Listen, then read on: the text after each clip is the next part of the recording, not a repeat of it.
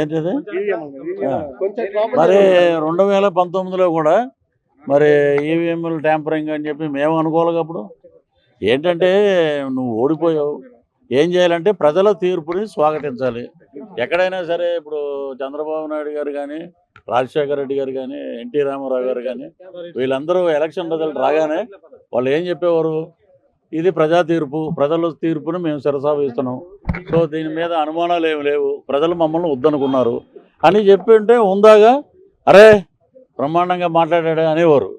ఈవీఎంల ట్యాంపరింగ్ బీహార్ అయిపోయిందంటాడు ఒకడేమో శ్రీలంక అంటాడు, ఒకడేమో మేము మరి మీరు 151 అన్నప్పుడు ప్రజలు ఏం చేశారంటే 151లో 5 క్రెయిన్ పెట్టి లేపేశారు, మధ్యలో 5ని 11 ఉంచారు.